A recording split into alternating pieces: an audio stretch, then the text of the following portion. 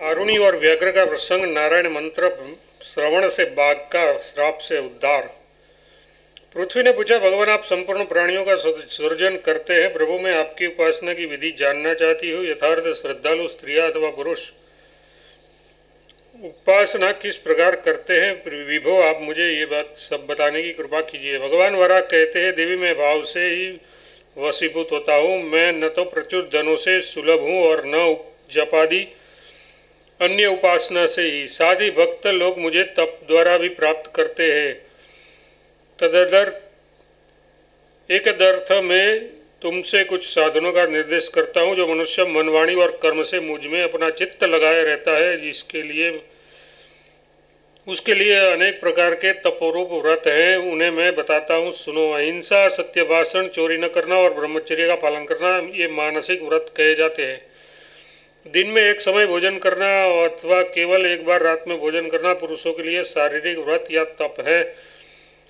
इसमें कोई अन्यथा विचार नहीं करना चाहिए। वेद पढ़ना, भगवान विष्णु के नाम यश का कीर्तन करना, सत्य बोलना, किसी की चुगली न करना, हितकारी मधुर बात कहना, सबका हित सोचना, धर्म पर आस्था रखना और धर्मयुक्त बातें बोलना, ये वाणी के उत्तम व्रत हैं। वसुंधरा, इस विषय में एक प्रसंग सुना जाता है। पूर्व कल्प में आरुणि नाम से विख्यात एक महान तपस्वी ब्राह्मण पुत्र थे। वे ब्राह्मण श्रेष्ठ किसी उपदेश से तप करने के लिए वन में गए और वहां वे उपवास पूर्वक तपस्या करने लगे। उन ब्राह्मण ने देवी का नदी के सुंदर तट पर अपने रहने का आश्रम बनाया। एक बार किसी दिन वे ब्राह्मण देवता स्नान पूजा करने के विचार से उस नदी के तट पर गए। स्नान करके वे जब जप कर रहे थे तो उन्होंने सामने से आते हुए एक भयंकर व्याघ्र को देखा, जो हाथों में बड़ा सा धनुष लिए हुआ था। उनकी आंखें बड़ी क्रूर थी। उन पर ब्राह्मण के वल्कल वस्त्र छीनने और उन्हें मारने के विचार से आया था। वह ब्राह्मण ब्रह्मघाती को देखकर आरुणि के मन में घबराहट उत्पन्न हो गई और वे भय से थरथर कांपने लगे। किंतु ब्राह्मण के अंतः शरीर में भगवान नारायण को देखकर वह व्याघ्र डर सा गया। उसने उसी क्षण धनुष और बाण हाथ से गिरा दिया और कहा, व्याघ्र ने कहा, ब्राह्मण मैं आपको मारने के विचार से ही यहाँ आया था, किंतु आपको देखते ही पता नहीं मेरी वह क्रूर बुद्धि अब कहाँ चली गई। विप्रवर, मेरा जीवन सदा पाप करने में ही बीते हैं। अब तक मेरे द्वारा हजारों ब्राह्मण मृत्यु के मुख में प्रविष्ट हो गए। प्रायः 10,000 साध्वी स्त्रियों का भी मैंने अंत कर डाला है। हो ब्राह्मण की हत्या करने का मैं पापी पता नहीं किस गति को प्राप्त करूंगा। महाभाग, अब आपके पास रहकर मैं भी तप करना चाहता हूँ। आप कृपया उपदेश देकर मेरा उद्धार करें। व्याघ्र के इस प्रकार कहने पर उसे ब्रह्मघाती एवं महान पापी समझकर द्विजश्रेष्ठ आरुणि ने उसे कोई उत्तर नहीं दिया, परंतु हृदय में धर्म की अभिलाषा जग जाने के कारण ब्राह्मण के कुछ न कहने पर भी वह व्याघ्र वहीं ठहर गया। ब्राह्मण भी नदी में स्नान कर वृक्ष के नीचे बैठे हुए तप करते रहे। इस प्रकार अब उन दोनों का नियमित धार्मिक कार्यक्रम चलने लगा। इसी प्रकार कुछ दिन बीत गए। एक दिन की बात है, आरुणि स्नान करके नदी के जल में भीतर गए थे। इतर कोई भूख से व्याकुल बाघ तब तक उन शांत स्वरूप मुनि को मारने के लिए आ पहुंचा। उसी बीच व्याघ्र ने बाघ को मार डाला। मरने पर उस व्याघ्र के शरीर से एक पुरुष निकला। बात ऐसी थी, जिस समय आरुणि जल में थे और बाघ उन पर झपटा, उस समय घबराहट के कारण मुनि के मुंह से सहसा ओम नमो नारायण यह मंत्र निकल गया। वाघ के प्राण तब तक उसके कंठ में ही थे और उसने ये मंत्र सुन लिया। प्राण निकलते समय केवल इस मंत्र को सुन लेने से वह एक दिव्य पुरुष के रूप में परिणित हो गया। तब उसने कहा, द्विजवर, जहाँ भगवान विष्णु विराजमान है मैं वहीं जा रहा हूँ। आपकी कृपा से मेरे सारे पाप धुल गए। अब मैं शुद्ध एवं कृतार्थ हो गया। इस प्रकार इस पुरुष के कहने पर विप्रवर आरुणि ने उनसे पूछा, नरश्रेष्ठ तुम कौन हो? राजेंद्र, तब पूर्व जन्म में जो बात बीती थी उसे बताते हुए वह कहने लगा, उसने पहले जन्म में मैं इसके पहले जन्म में मैं दीर्घबाहु नाम से प्रसिद्ध एक राजा था। समस्त वेद संपूर्ण धर्मशास्त्र मुझे सम्यक प्रकार से अभ्यस्त थे। अन्य शास्त्र भी मुझसे अपरिचित नहीं थे, पर अन्य ब्राह्मणों से मेरा कोई प्रयोजन न था। मैं प्रायः ब्राह्मणों का अपमान भी कर देता था। मेरे इस व्यवहार से सभी ब्राह्मण क्रूर हो गए और उन्होंने मुझे भीषण शाप दे दिया। तू अत्यंत निर्दयी बाघ होगा, क्योंकि तेरे द्वारा ब्राह्मणों का भीषण अनादर हो रहा है। तुझे किसी बात का स्मरण भी न रहेगा। अरे प्रचंड मूर्ख, मृत्यु के समय भगवान नारायण का नाम तेरे कानों में पड़ेगा। विप्रवर वे सभी ब्राह्मण वेद के पारगामी विद्वान थे। उसका भीषण शाप मुझे लग गया। मुने जब ब्राह्मणों ने शाप दिया तो मैं उसके पैरों पर गिर पड़ा तथा उससे कृपापूर्वक क्षमा की भीख मांगी। मुझ पर उनकी कृपा दृष्टि हो गई। अतः एवं उन्होंने मेरे उद्धार की बात बता दी और कहा, राजन, प्रत्येक छठे दिन मध्याह्न काल में तुझे जो कोई मिले उसे तू खा जाना, वह तेरा आहार होगा। जब तुझे बाण लगेगा और उसके आघात से तेरे प्राण कंठ में आ जाए, उस समय किसी ब्राह्मण के मुख से जब ओम नमो नारायण ये मंत्र तेरे कान में पड़ेगा, तब तुझे स्वर्ग की प्राप्ति हो जाएगी। इसमें कोई संशय नहीं है। मुने, मैंने दूसरे के मुख से भगवान विष्णु का नाम सुना है। परिणाम स्वरूप मुझे ब्रह्मद्वेषी को भी भगवान नारायण का दर्शन सुलभ हो गया। फिर तो ब्राह्मणों का सम्मान पूर्वक अपने मुंह से ओम हरे नमः इस मंत्र का उच्चारण करते हुए प्राणों का त्याग करता है तो वह परम पवित्र पुरुष जीते जी ही मुक्त है। मैं भुजा उठाकर बार बार कहता हूँ, यह सत्य है और निश्चय ही सत्य है। ब्राह्मण चलते फिरते देवता है। भगवान पुरुषोत्तम कुटस्थ पुरुष है, ऐसा कहकर शुद्ध अंतःकरण वाला वह बाघ दिव्य पुरुष स्वर्ग चला गया और ब्राह्मण आरुणी भी बाघ के पंजे से छुटकर व्याघ्र से कहने लगे, आज बाघ मुझे खाने के लिए उद्यत हो गया था। ऐसे अवसर पर तुमने मेरी रक्षा की है। अतः एवं उत्तम व्रत का पालन करने वाले वत्स, मैं तुम पर संतुष्ट हूँ। वर मांगो, तुम वर मांगो। व्याघ्र ने कहा, ब्रह्म देवता, मेरे लिए यही वर पर्याप्त है जो आप प्रेमपूर्वक मुझसे बातें कर रहे हैं। भला आप ही बताइए, इससे अधिक वर से मुझे करना ही क्या है। अरुण ने कहा, व्याघ्र, तुम्हारी तपस्या करने की इच्छा थी, अतः एवं तुमने मुझसे प्रार्थना की, किंतु अनध उस समय तुम में अनेक प्रकार के पाप थे। तुम्हारा रूप बड़ा भयंकर था, परंतु अब तुम्हारा अंतःकरण परम पवित्र हो गया है, क्योंकि देविका नदी में स्नान करने, मेरे दर्शन करने तथा चिरकाल तक भगवान विष्णु के नाम सुनने से तुम्हारे पाप नष्ट हो गए हैं। इसमें कोई संशय नहीं है। वह साधो, अब मेरा एक वर स्वीकार कर लो। वह यह है कि तुम अब यहीं रहकर तपस्या करो। तुम इसके लिए बहुत पहले से उत्सुक भी थे। व्याघ्र बोला, ऋषि, आपने जिन परम प्रभु भगवान नारायण और विष्णु की चर्चा की है, उन्हें मानव कैसे प्राप्त कर सकते हैं, ये बताने की कृपा करें। ये मेरा अभीष्ट वर है।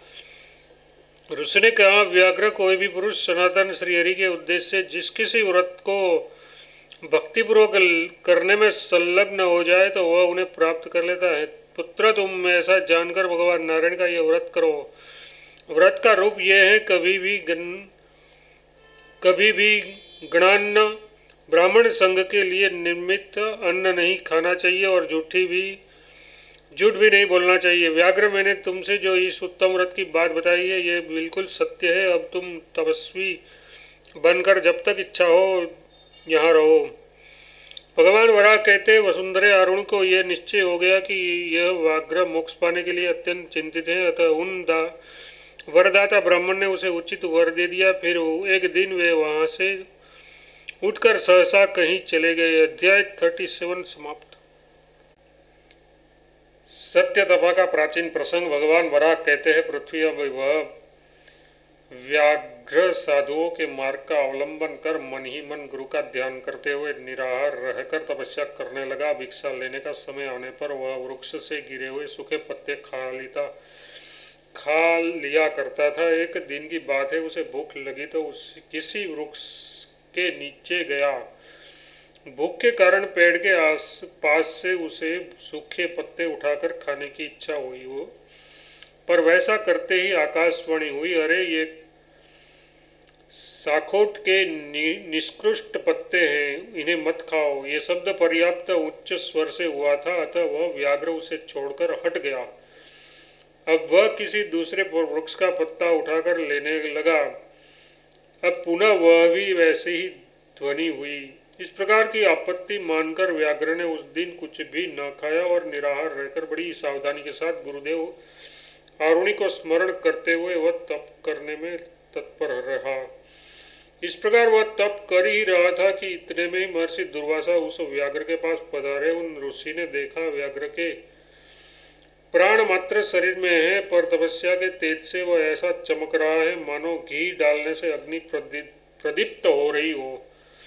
उस व्याघ्र ने उस मुनिवर दुर्वासा जी को सिर झुकाकर प्रणाम किया और बोला, भगवान आपके दर्शन से मैं कृतार्थ हो गया। आज श्राद्ध का दिन है, आप अतिथि देवता मेरे पास पधारे हैं। सूखे पत्ते आदि से श्राद्ध करके आप द्विज वर्ग को मैं तृप्त करना चाहता हूँ। इधर इतने में इनमें कितनी पवित्र भावनाएं हैं, इधर इसमें कितनी पवित्र भावनाएं हैं, इंद्रियां कितनी वश में हो गई है तथा इसने तप से कितना बल प्राप्त कर लिया है, ये जानने के लिए वे मुनि भी उद्यत थे ही। अतः उन्होंने उच्च स्वर से व्याघ्र से कहा, ठीक है, तुम अपने पास आए मुझ अतिथि को यव गेहूं एवं धान्य से भली भांति सिद्ध किया हुआ अन्न दो। मैं भूख से अत्यंत पीड़ित हो रहा हूँ। दुर्वासा जी के ऐसा कहने पर व्याघ्र बड़ी चिंता में पड़ गया। वह सोचने लगा, ये सब सामग्री कहाँ से मिलेगी। वह इस प्रकार सोच ही रहा था, इतने में एक सोने का पवित्र पात्र आकाश से गिरा। वह पात्र सिद्ध अन्नों से पूर्ण था। व्याघ्र ने उसे हाथ में उठा लिया और उसे लेकर वह डरता हुआ दुर्वासा मुनि से कहने लगा, ब्राह्मण, आप परम ब्रह्मज्ञ पुरुष है। जब तक मैं भिक्षा लाने जाता हूँ तब तक आप यहीं रहने की कृपा करें। मुझ पर किसी प्रकार आपकी इतनी कृपा अवश्य होनी चाहिए। इस प्रकार कहकर वह साधु व्याघ्र भिक्षा मांगने के लिए जैसे ही आगे बढ़ा, इतने में उसे बहुत से उपवन एवं अहिर की बस्तियों से युक्त एक नगर दिखाई पड़ा। वहां पहुंचने पर वृक्षों में से दूसरे अनेक पुरुष सुवर्ण पात्र लिए निकल पड़े और विविध अन्न दिव्यांगों से उसकी थाली को भर दिया। व्याघ्र उसे लेकर अपने को कृतार्थ सा मानता हुआ अपने स्थान पर लौट आया। वहां आकर उसने जापकों में श्रेष्ठ महर्षि दुर्वासा को बैठे देखा। मुनि को देखकर उसने प्रसन्नता पूर्वक भिक्षा को एक पवित्र स्थान पर रख दिया और उन्हें प्रणाम कर कहा, ब्राह्मण, यदि आपकी मुझ पर दया है तो कृपा करे ये आसन ले और पैर धोकर पवित्र आसन पर बैठ जाए। व्याघ्र के ऐसा कहने पर उसके पवित्र तपोबल की परीक्षा करने के विचार से महर्षि ने कहा, व्याघ्र, मैं नदी जाने में असमर्थ हूँ, मेरे पास जलपात्र भी नहीं है, फिर मेरा पैर कैसे धुल सकता है। मुनि के ऐसा कहने पर व्याघ्र सोचने लगा, क्या अब करो मुनि जी का मेरे यहाँ भोजन कैसे हो सकेगा। फिर उस चतुर व्याघ्र ने मन ही मन अपने गुरु आरुणि को स्मरण किया। साथ ही उस सुंदर बुद्धि वाले व्याघ्र ने उस देवी का नदी की भी स्तुति पूर्वक शरण ली। व्याघ्र बोला, नदियों में श्रेष्ठ देवी के मैं व्याघ्र हूँ। मैंने सदा पाप ही पाप किए हैं, ब्राह्मण हत्या जैसा महापाप भी कर चुका हूँ। देवी, फिर भी मैं आपको स्मरण कर आपकी शरण आया हूँ, आप मेरी रक्षा करें। देवता मंत्र और पूजन का विधान ये सब मैं कुछ नहीं जानता। देवी, आप नदियों में प्रधान है, केवल गुरु के उत्तम चरणों का ध्यान करने से मेरा सदा कल्याण होता आया है। अब आप मुझे पापी पर कृपा करें। आप अगे दुर्वासा ऋषि अपना पैर धो सके, इस निमित्त से आप उसके सन्निकट पधारने की कृपा कीजिए। इस प्रकार व्याघ्र के प्रार्थना करने पर पापनाशिनी देविका नदी वहीं पहुंच गई जहां उत्तम व्रत का पालन करने वाले दुर्वासा मुनि विराजमान थे। इस देखकर मुनि को बड़ा आश्चर्य हुआ। वे विस्मय विमुख मुग्ध रह गए। साथ ही उन विद्वान मुनिवर दुर्वासा के मन में बड़ी प्रसन्नता हुई। उन्होंने हाथ पैर धोकर उसे श्रद्धा पूर्वक दिए हुए अन्न को खाया तथा आचमन किया। उस समय व्याघ्र के शरीर में केवल हड्डी ही शेष रह गई थी। भूख के कारण वह अत्यंत दुर्बल हो गया था। दुर्वासा ऋषि ने उससे कहा, अंगों सहित वेद तथा रहस्य के साथ पद एवं क्रम, ब्रह्म विद्या और पुराण सभी तुम्हें प्रत्यक्ष हो जाए। इस प्रकार का वर देकर दुर्वासा जी ने उसका नवीन नामकरण किया। उन्होंने कहा, तुम अब ऋषियों में अग्रगण्य सत्य तपा नामक ऋषि होंगे। मुनिवर दुर्वासा जी ने जब इस प्रकार का व्याघ्र को वर दिया तो उसने मुनि से कहा, ब्राह्मण में व्याघ्र होकर वेदों का अध्ययन कैसे कर सकूंगा। ऋषि बोले, साधु व्याघ्र निराहार रहकर तपस्या करने से अब तुम्हारे पहले के शरीर के संस्कार समाप्त हो गए। तुम्हारा यह तपोमय शरीर उससे सर्वथा भिन्न है, इसमें कोई संशय नहीं। पूर्वकालीन अज्ञान भी शेष नहीं रह गया। इस प्रकार तुम्हारे अंतकरण में शुद्ध रूप अविनाशी परमात्मा निवास कर रहे हैं, अतः तुम परम पवित्र शरीर वाले बन गए हो। ये मैं तुमसे बिल्कुल सच्ची बात करता हूँ। मुने, इस प्रकार तुम्हें वेद और शास्त्र भलीभांति प्रतिभाषित ज्ञात होंगे। अध्याय 38 समाप्त। मत्स्य द्वादशी व्रत का विधान तथा फल कथन। सत्य तपा ने कहा, भगवान आप ब्रह्म ज्ञानियों के शिरोमणि हैं। आपने जो 2 शरीरों की बात कही है वह शरीर भेद कैसे हैं, आप ये मुझे बताने की कृपा कीजिए। दुर्वासा जी बोले, 2 ही नहीं किंतु शरीर के 3 भेद है, ऐसा कहना चाहिए। प्राणियों के ये शरीर इसलिए मिलते हैं कि उनको पाकर वह पूर्वकृत भोग भोगे। तुम्हारी पूर्व की अवस्था भले ही पापपूर्ण थी, क्योंकि उस समय तुमने ज्ञान का नितांत अभाव था, पर वही तुम अब उत्तम व्रत का पालन करने के कारण दूसरी अवस्था में आ गए हो, ऐसा समझना चाहिए। ब्रह्मवेता विद्वानों ने बताया है कि एक तीसरा भी शरीर है जिसे इंद्रिया अपना विषय नहीं बना सकती है था, जिसे इंद्रिया अपना विषय नहीं बना सकती तथा जो धर्म और अधर्म को भोगने के लिए मिलता है। इस प्रकार इसके 3 भेद है। धर्म एवं अधर्म के भोग तथा सांसारिक पदार्थों के भोग का साधन होने से भी शरीर के 3 भेद सिद्ध होते हैं। पूर्व समय में तुम्हारे द्वारा जो प्राणियों का वध हुआ करता था, उससे वैसे ही तुम्हारे संस्कार भी बन गए थे, इसीलिए तुम्हें पापमय शरीर वाला कहा जाता था। लोग तुमको पापी कहते थे, किंतु अब निरंतर तप और दया करने के कारण तुम्हारी प्रवृत्ति परम पवित्र बन गई है। इस समय तुम्हें ये धर्ममय दूसरा शरीर सुलभ हो गया है। इस शरीर से वेदों और पुराणों की जानकारी प्राप्त करके तुम पूर्ण अधिकारी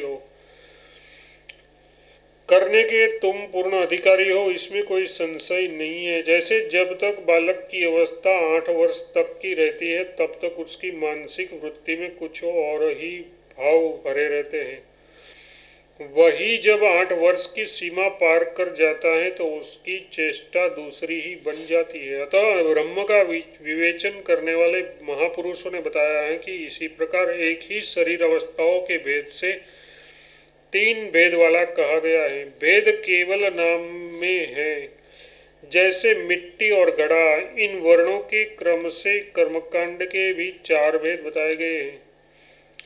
सत्यतपा ने कहा, मुनिवर आपने जिस परब्रह्म परमात्मा की बात कही है, उसके रूप को तो महात्मा एवं योगी पुरुष भी जानने में असमर्थ हैं, क्योंकि उन प्रभु के नाम, गोत्र और आकार का अभाव है। जब उन परब्रह्म परमात्मा की कोई संज्ञा ही नहीं है तो वे जाने भी कैसे जा सकते हैं। गुरु, आप उनकी कोई ऐसी संज्ञा बताने की कृपा कीजिए जिससे मैं उन्हें जान सकूं, जिनका नाम वेदों एवं शास्त्रों में पढ़ा जाता है। क्या वे ही तो ये परब्रह्म परमात्मा नहीं है? उन्हें तो वेदों में पुरुष, पुंडरीकाक्ष तथा स्वयं भगवान नारायण एवं श्रीहरि कहा गया है। मुनिवर, उन्हें पाने के साधन अनेक प्रकार के यज्ञ तथा उचित प्रचुर दान है। वे भगवान उन उपयुक्त साधनों तथा श्रद्धा भक्ति एवं तप द्वारा प्राप्त होते हैं, अथवा भगवान प्रचुर संपत्ति से तथा बहुत से अन्य श्रेष्ठ सत्कर्मों के प्रभाव से वेद के पराक्रमी विद्वान तथा पुण्यात्मा पुरुष उन्हें पा सकते हैं। पर मैं एक निर्धन व्यक्ति उन्हें पा सकूं, आप वैसा उपाय मुझे बताने की कृपा कीजिए। विप्रवर, धन के अभाव में दान देना संभव नहीं है। धन रहते हुए भी यदि परिवार में अधिक आसक्ति है तो उसके मन में दान करने की रुचि नहीं होती। मेरा अनुमान है कि उससे तो भगवान नारायण सर्वथा दूर ही रहते हैं, क्योंकि वे सनातन श्रीहरि अत्यंत प्रयास प्रयास द्वारा ही प्राप्त हो सकते हैं। इसलिए दयापूर्वक आप मुझे कोई ऐसा सुगम साधन बताने की कृपा कीजिए जिससे सर्वसाधारण व्यक्ति भी उन्हें सुगमता से प्राप्त कर सके। दुर्वासा जी बोले, साधु मैं तुम्हें एक अत्यंत गोपनीय व्रत बताता हूँ। भगवान नारायण ही इसके प्रवर्तक हैं। पूर्व समय में जब पृथ्वी पाताल में डूबी या घसी जा रही थी तो उसने इस व्रत को किया था। उस समय जल के बहुत बढ़ जाने से पृथ्वी का पार्थिव अंश प्रायः जल द्वारा नष्ट कर दिया था। इस प्रकार जब सर्वत्र जल ही जल रह गया तो पृथ्वी रसातल में चली गई। वहां जाकर प्राणी वर्ग को धारण करने वाले पृथ्वी देवी ने, जो सर्वव्यापी भगवान प्रभु नारायण हैं, उनकी व्रत एवं उपासना द्वारा भगवान की आराधना की। उसने अनेक प्रकार के नियमों का पालन करते हुए यह व्रत किया था। बहुत समय तक व्रत करने पर जिनकी ध्वजा पर गरुड़ का चिन्ह अंकित है, वे भगवान श्रीहरि उस पर प्रसन्न हो गए। तब उन सनातन प्रभु की कृपा के फलस्वरूप ये पृथ्वी पाताल से ऊपर लाई गई और समतल रूप में सुशोभित हुई। सत्यतपा ने पूछा, मुनिवर, पृथ्वी ने जो व्रत की उपवास किए थे वे कौन से व्रत तथा कितने नियम थे, ये मुझे बताने की कृपा कीजिए। दुर्वासा जी कहते हैं, जब मार्गशीर्ष मास की 10वीं तिथि आ जाए तब बुद्धिमान पुरुष नियम पूर्वक रहकर भगवान श्रीहरि की पूजा करे। उस समय विधि पूर्वक हवन का कार्य भी संपन्न करना चाहिए तथा पवित्र वस्त्र धारण करना चाहिए और प्रसन्न मन से रहकर व्रती पुरुष भलीभांति सिद्ध किया हुआ यव आदि अविष्यान भोजन करे। फिर कम से कम 5 पग दूर जाकर अपने पैर धोए। पुनः प्रातः काल उठकर शौच के बाद 8 अंगुल की लंबी दातुन से मुख को शुद्ध करना चाहिए। दंत धावन का काष्ठ किसी दूध वाले वृक्ष का होना चाहिए आवश्यक है। इसके बाद विधि पूर्वक आचमन करना चाहिए। शरीर के 9 द्वार हैं, उन सभी द्वारों को स्पर्श कर फिर भगवान जनार्दन का ध्यान करें। ध्यान का प्रकार इस प्रकार है। भगवान श्रीहरि सर्वत्र विराजमान है। उनकी भुजाओं में शंखचक्र, गदा एवं पद्म सुशोभित हो रहा है। वे पीताम्बर धारण करते हैं तथा उनके मुंह पर मंद मुस्कान विराजित है। वे सभी शुभ लक्षणों से सुशोभित है। इस प्रकार उसका ध्यान कर पुनः भगवान जनार्दन को स्मरण करते हुए हाथ में जल ले और उन प्रभु के लिए एक अंजलि अर्घ्य दे। महामुनि अर्घ्य देते समय निमांकित मंत्र पढ़ना चाहिए। कमल के समान नेत्र से शोभा पाने वाले भगवान अच्युत, आज एकादशी तिथि है, अतः मैं निराहार रहकर दूसरे दिन भोजन करूंगा। आप ही मेरे शरण हैं। इस प्रकार कहकर दिन में नियम पूर्वक उपवास करे। रात्रि के समय देवाधिदेव भगवान नारायण के समीप बैठकर ओम नमो नारायण इस मंत्र का जप करे। प्रायः 1 सहस्त्र जप कर व्रती को सो जाना चाहिए। फिर प्रातःकाल होने पर व्रती पुरुष समुद्र तक जाने वाली नदी अथवा दूसरी भी किसी नदी या तालाब पर जाकर अथवा घर पर संयम पूर्वक रहकर हाथ में पवित्र मिट्टी लेकर ये मंत्र पढ़े। देवी, समस्त प्राणियों का धारण और पोषण सदा तुम पर ही अवलंबित है। सुव्रते, यदि ये सत्य है तो उसके फलस्वरूप मेरे संपूर्ण पापों को तुम दूर करने की कृपा करो। कश्यप तनये, पूरे ब्रह्मांड के भीतर रहने वाले जितने तीर्थ हैं वे सभी तुमसे स्पुष्ट हैं। उन सबको तुमने ही अपनी पीठ पर स्थान दिया है। भगवती पृथ्वी इस भाव से भरकर मैं तुमसे ये मृतिका ले आज अपने ऊपर धारण करता हूँ। फिर जल के देवता वरुण से प्रार्थना करे। महाभाग वरुण, आप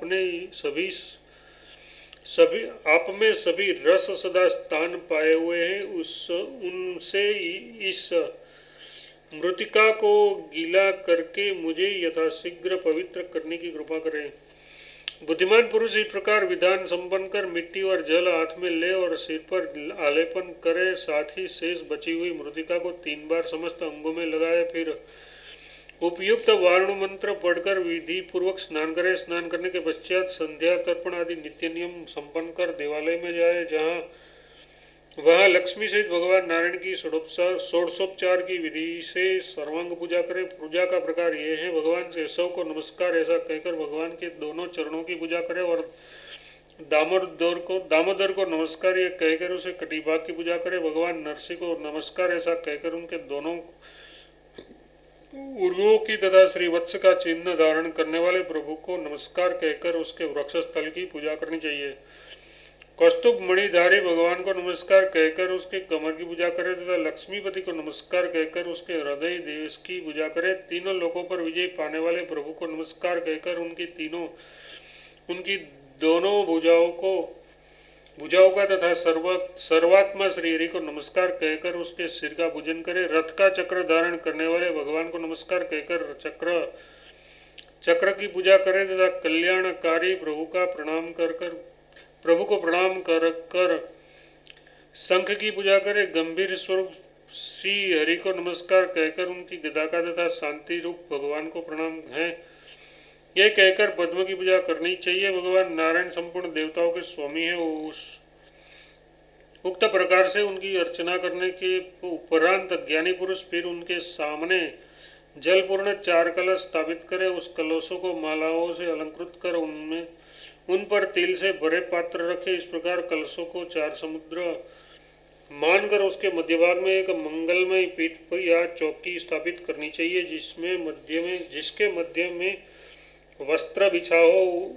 फिर एक सोने, चांदी, तांबा तथा लकड़े की पात्र में या कुछ न मिल सके तो पलाश के पत्ते में ही जल रखकर उन पर सभी अवयवों से अंकित तथा आभूषणों से अलंकृत भगवान जनार्दन की मत्स्याकार स्वर्ण प्रतिमा स्थापित करनी चाहिए। फिर उस भगवत प्रतिमा की अनेक प्रकार के गंध पुष्प, धूप, दीप, वस्त्र एवं नैवेद्य आदि के द्वारा विधि पूर्वक षोडशोपचार से पूजा करनी चाहिए। पूजा के उपरांत यो प्रार्थना करनी चाहिए: भगवान, जिस प्रकार पाताल में प्रविष्ट हुए वेदों का आपने उद्धार किया था, केशव आप वैसे ही मेरा भी उद्धार करने की कृपा करें। इस प्रकार पूजा संपन्न हो जाने के पश्चात प्रार्थना करके रात में भगवत प्रतिमा के सामने जागरण करना चाहिए। पुनः प्रातःकाल होने पर उपयुक्त स्थापित किए हुए चारों कलशों को 4 ब्राह्मणों को समर्पित कर दे।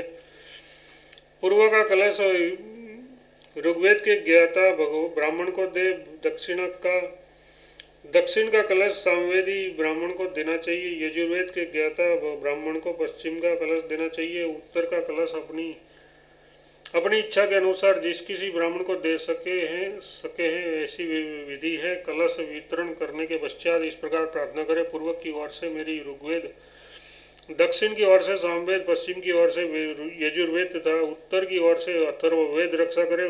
व्रत के अंत में भगवान मत्स्य की सुवर्ण निर्मित प्रतिमा आचार्य को समर्पण करने की विधि है। जो पुरुष इस विधि के अनुसार वस्त्र, गंध, पुष्प, धूप आदि उपचारों से भगवान की भलीभांति पूजा करता है, उसके मुख से भगवान नाम रूपी मंत्र उच्चारित होते रहते हैं, जिससे उन मंत्रों का गुणानुपूर्वी अभिप्राय भी अवगत होता रहता है तथा जिसने दान का विधान भी संपन्न कर दिया है उसे करोड़ गुना अधिक फल मिलता है। साथ ही जिसने गुरु को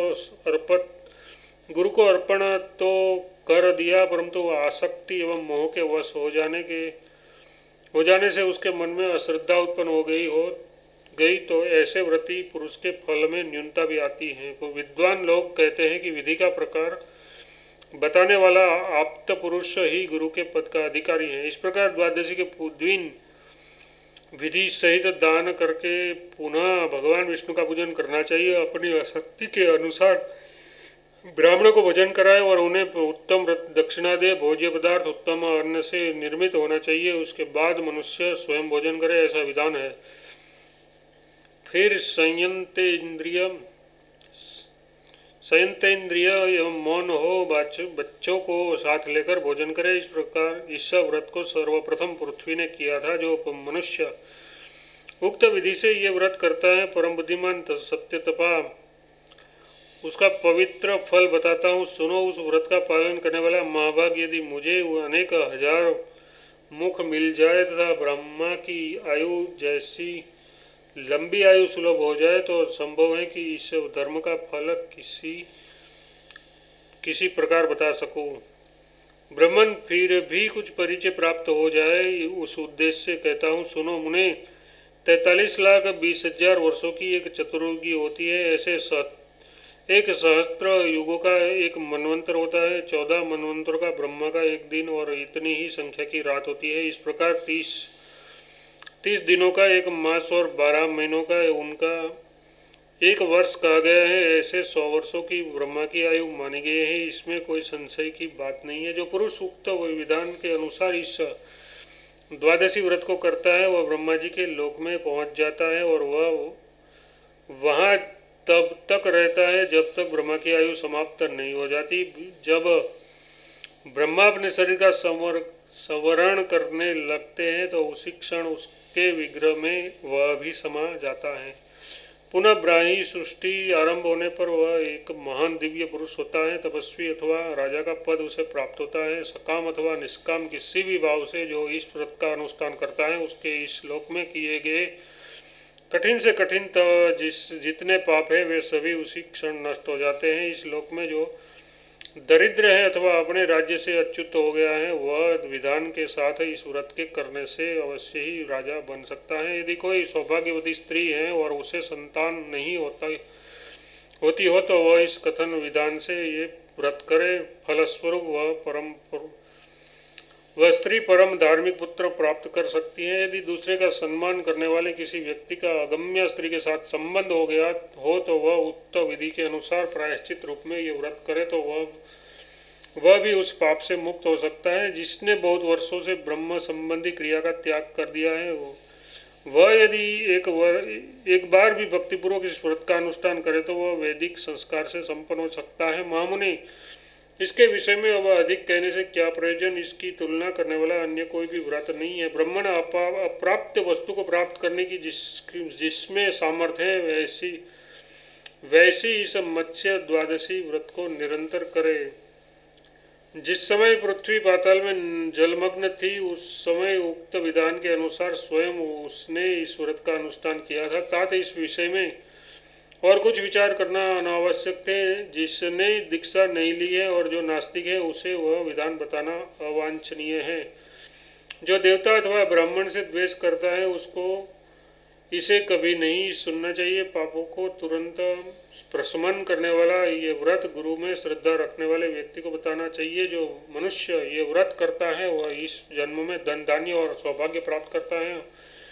उसे अनेक प्रकार की श्रेष्ठ क्रिया प्राप्त होती है। ये उत्तम प्रसंग द्वादशी कल्प कहलाता है। जो इसे भक्तिपूर्वक सुनता है अथवा स्वयं पढ़ता सुनाता है वह संपूर्ण पापों से छूट जाता है। अध्याय 39 समाप्त।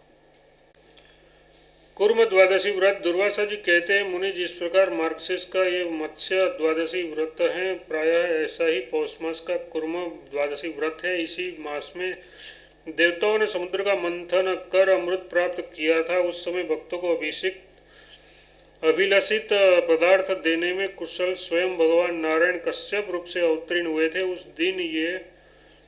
उस दिन यही महान पवित्र तिथि थी। अतः पौष मास के शुक्ल पक्ष की यह द्वादशी इन कुर्म रूप धारण करने वाले परम प्रभु परमात्मा की तिथि है। व्रती को चाहिए कि पूर्व कथनानुसार द्वादशी दशमी तिथि के दिन स्नान आदि संपूर्ण क्रिया संपन्न कर एकादशी तिथि में भक्ति के साथ भगवान श्री जनार्दन की आराधना करें। मुनिवर, पूजा के मंत्र अलग अलग हैं। उन मंत्रों से भगवान श्रीहरि का पूजन होना आवश्यक है। ओम कुर्माय नमः, ओम नारायणाय नमः, ओम संकर्षणाय नमः, ओम विशोकाय नमः, ओम भवाय नमः, ओम सुबाहवे नमः तथा ओम विशालाय नमः। इन वाक्यों का उच्चारण कर क्रमशः भगवान श्रीहरि के चरण, कटिभाग, उदर, वृक्षस्थल, कंठ, भुजाएं एवं सिर की भलीभांति पूर्वोक्त प्रकार से भी पूजा करनी चाहिए। फिर भगवान आपके लिए नमस्कार है ऐसा कहना चाहिए। पुनः नाम मंत्र का उच्चारण कर सुंदर व चंदन, पुष्प, धूप, फल और नैवेद्य आदि अद्भुत उपचारों से परम प्रभु भगवान श्रीहरि की पूजा करें। फिर सामने एक कलश रखकर उस पर अपनी शक्ति के अनुसार भगवान कुर्म की स्वर्णमयी प्रतिमा स्थापित करे, साथ में मंदराचल की भी प्रतिमा रखे, कलश माला और स्वच्छ वस्त्र से सुसज्जित एवं अलंकृत हो, कलश के भीतर रत्न डाले तथा ऊपर द्रुत से भरा हुआ तांबे का एक पात्र रखकर उसमें प्रतिमा का अभिधारण करे, फिर ब्राह्मण की पूजा कर उसे दान कर दे। उस समय मन में संकल्प करे, मैं कल अपनी शक्ति के अनुसार दक्षिणा आदि से ब्राह्मणों की पूजा करूंगा। इससे कुर्म रूप में प्रकट होने वाले देवादिदेव भगवान नारायण को मैं प्रसन्न करना चाहता हूँ। इसके पश्चात अपने सेवक वर्ग के साथ बैठकर भोजन करे। विप्र, इस प्रकार कार्य संपन्न करने पर ब्रह्म व्रतकर्ता के पाप नष्ट हो जाते हैं। इसमें कुछ अन्यथा विचार नहीं करना चाहिए। वह पुरुष संसार चक्र का त्याग कर भगवान श्रीहरि के सनातन लोक को चला जाता है। इसके पाप तत्काल विलीन हो जाते हैं और वह स्वभाव और लक्ष्मी संपन्न होकर सत्य धर्म का भाजन बन जाता है। भक्ति के साथ व्रत करने वाले उस पुरुष के अनेक जन्मों से संचित पाप दूर भाग जाते हैं। पहले जो मत्स्य द्वादशी का फल बताया गया है, उसके उपासकों को भी वही फल प्राप्त होता है तथा भगवान नारायण उस पर शीघ्र ही प्रसन्न होते हैं। अध्याय 40 समाप्त।